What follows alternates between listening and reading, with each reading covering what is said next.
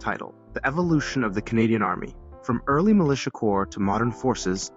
Abstract. This paper traces the history of the Canadian Army, from its early beginnings as militia corps in the 17th century to the modern, professional military force it is today. It explores the Army's role in key historical events, including the War of 1812, the World Wars, and peacekeeping missions, highlighting the evolution of Canada's military from a colonial militia to a global defense force. The study emphasizes the Army's adaptation to changing military technologies and strategies, as well as its ongoing commitment to peacekeeping and international security. Introduction. The Canadian Army has undergone significant transformations since its inception, beginning as small local militias during colonial times. It has evolved into a sophisticated and professional military force that plays a crucial role in national defense and international peacekeeping. This paper explores the key milestones in the development of the Canadian Army, examining its role in both national defense and international conflict. 1. Early Militia Corps. The origins of the Canadian Army can be traced back to the early 17th century, when settlers in New France organized local militias for defense against indigenous groups and rival European colonies. These militias, particularly formalized in 1669 under Governor Frontenac's orders, were pivotal during conflicts such as the French and Indian War. The militia system established during this period laid the groundwork for Canada's defense strategies, with every able-bodied man between 16 and 60 years of age required to serve when called upon. During the 18th century, these militias played vital roles in various conflicts, including the French and Indian War and the American Revolutionary War. Following the British conquest of New France in 1763, the colonial militias continued to serve under British command. The Quebec Act of 1774 formally recognized the militia's role in defending the colony, allowing it to maintain its distinct character under British rule. 2. The War of 1812 and militia expansion. The War of 1812 was a significant conflict that underscored the importance of a well-organized militia for Canada. The British and Canadian forces, including militia units, successfully defended against American invasions. The militia's performance during the war led to greater respect for its capabilities and highlighted the need for an organized defense force.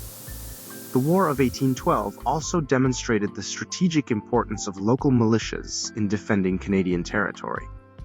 Militia forces, although less professional than regular British troops, played crucial roles in several key battles, such as the Battle of Queenston Heights and the defense of Fort George. This experience highlighted the need for a more structured and permanent military presence in Canada.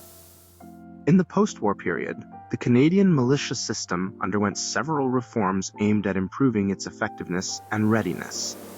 The Militia Act of 1855 marked the first significant step towards a more organized and professional military force in Canada. This act established the active militia, a volunteer force that served as the core of Canada's defense strategy, with a reserve of men who could be called upon in times of crisis. 3. Confederation and the establishment of a national army. The Confederation of Canada in 1867 brought together several British North American colonies under a single government, creating a need for a unified national defense force. The Militia Act of 1868 further strengthened the active militia, establishing a framework that would eventually lead to the creation of the Canadian Army. The Act provided for the formation of volunteer regiments across the country, which were supported by local communities and led by officers appointed by the government. During this period, the Canadian Army began to modernize, incorporating new technologies and training methods. The establishment of the Royal Military College of Canada in 1876 was a significant milestone, providing professional military education to Canadian officers and laying the foundation for a professional standing army. The college became instrumental in shaping Canada's military leadership, offering rigorous academic and military training to its cadets. By the early 20th century, Canada had developed a small but capable military force ready to participate in global conflicts under the British Empire.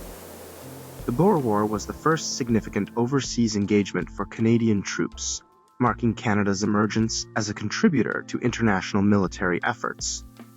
The participation of over 7,000 Canadian soldiers in the war demonstrated the effectiveness of the militia system and the growing professionalism of the Canadian military. 4. The First World War. The outbreak of the First World War marked a turning point in the history of the Canadian Army.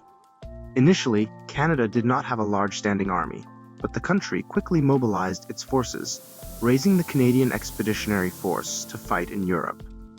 Over 600,000 Canadians served in the CEF, making significant contributions to key battles such as Vimy Ridge, Passchendaele, and the 100 Days Offensive. The war also led to significant changes in the structure and organization of the Canadian Army.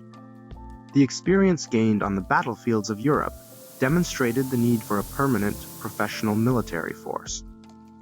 In 1917, the Canadian Corps, under the command of General Sir Arthur Currie, became the first Canadian-led formation to fight as a unified entity, earning a reputation for effectiveness and innovation.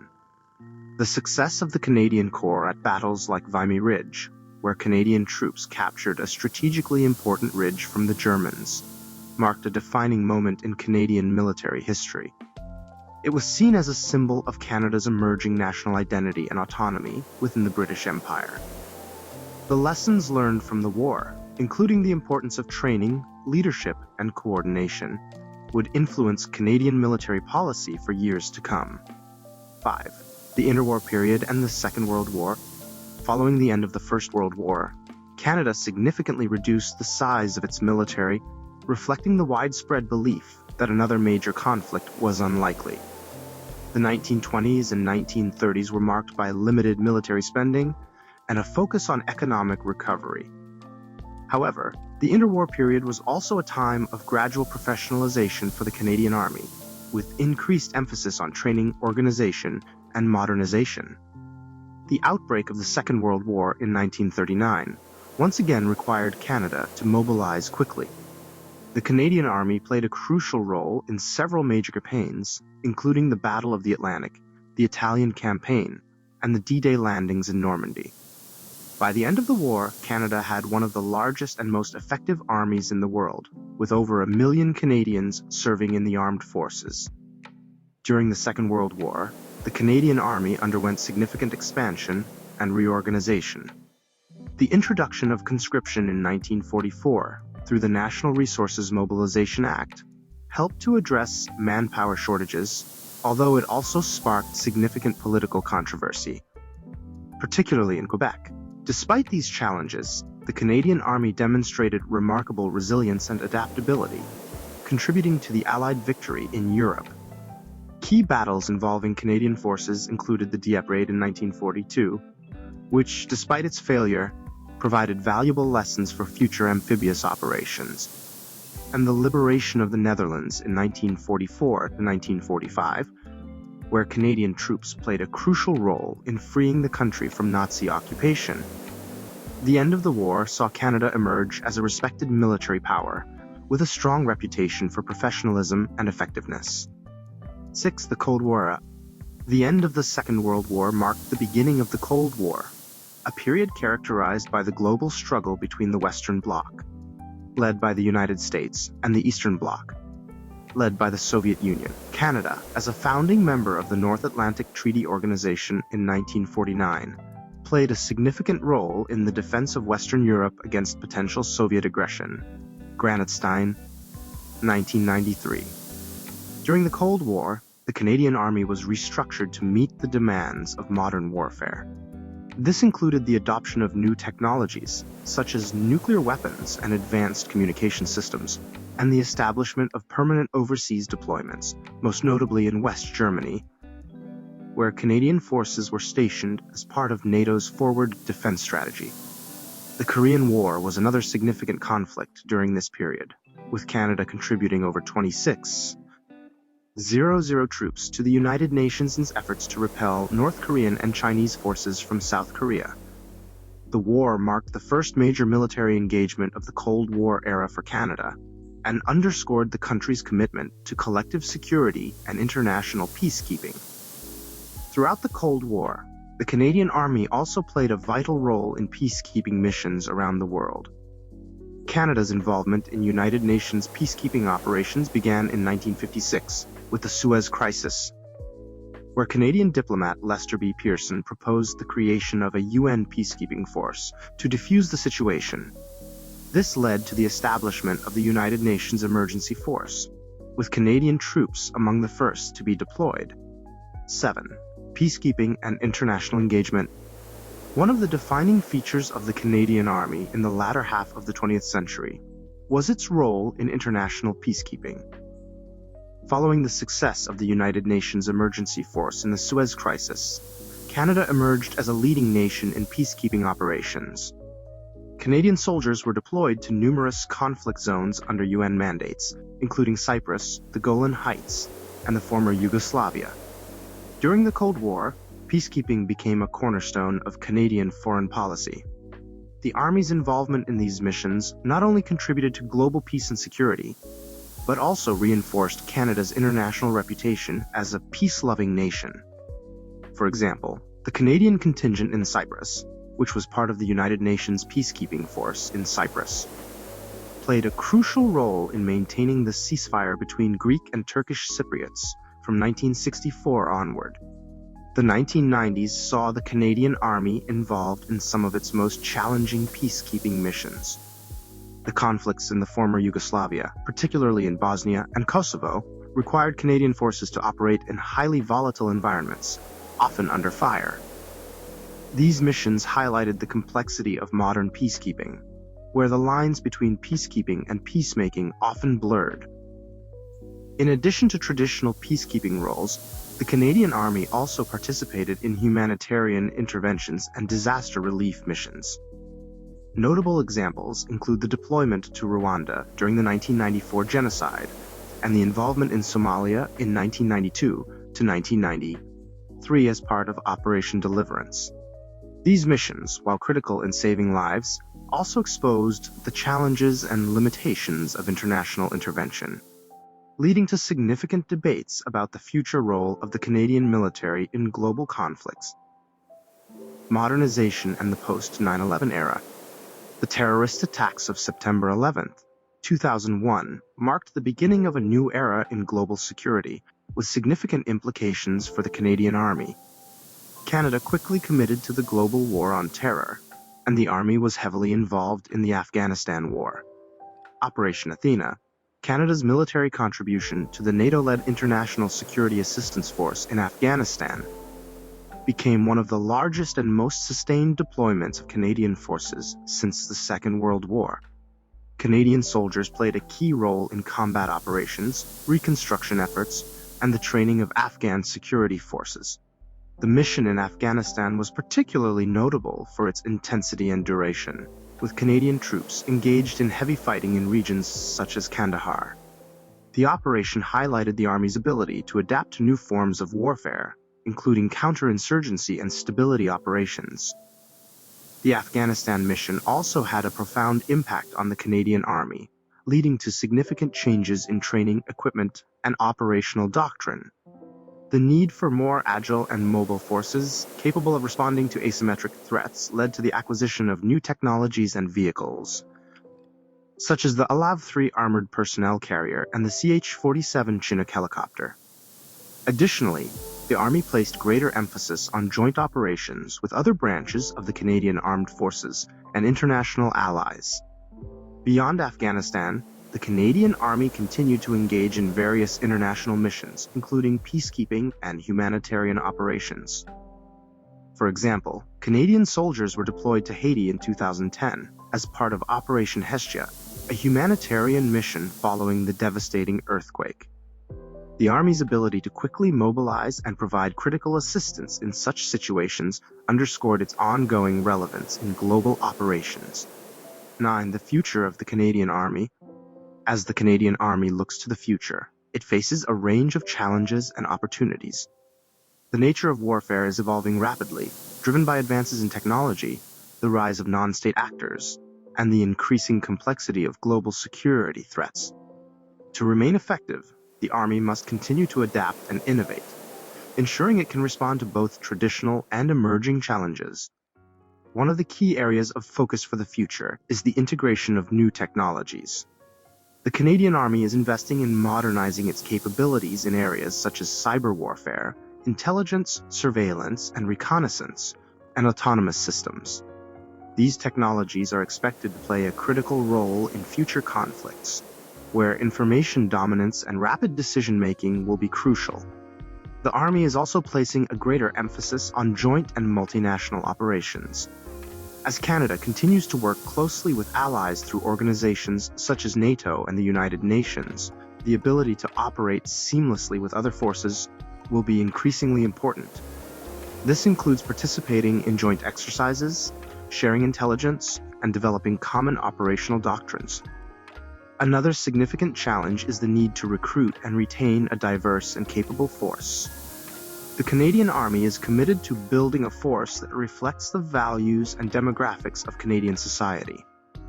This includes efforts to increase the representation of women, Indigenous peoples, and other underrepresented groups within the military. Diversity is seen as a strategic asset, enhancing the Army's ability to operate in a wide range of environments and contexts.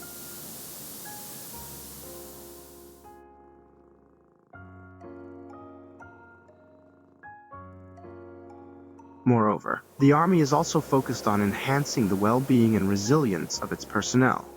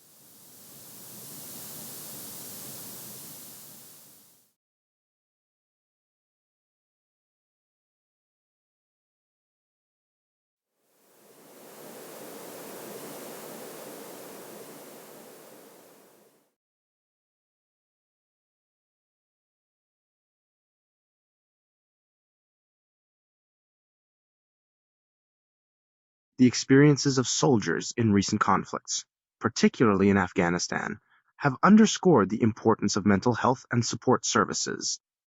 The Canadian Armed Forces have implemented a range of programs aimed at supporting the physical and mental health of soldiers, veterans, and their families, recognizing that a resilient force is key to operational success. Conclusion: the history of the Canadian Army is a testament to its rich resilience, adaptability, and dedication to serving Canada and its interests.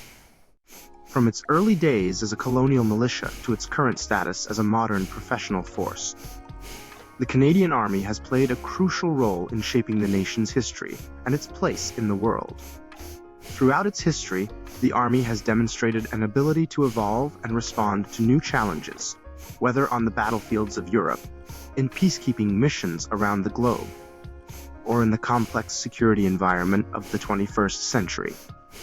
As the Canadian Army continues to modernize and adapt, it remains committed to its core mission of defending Canada, supporting international peace and security, and responding to domestic emergencies. With a focus on innovation, diversity, and the well-being of its personnel, the Army is well positioned to meet the challenges of the future, continuing its proud tradition of service to Canada.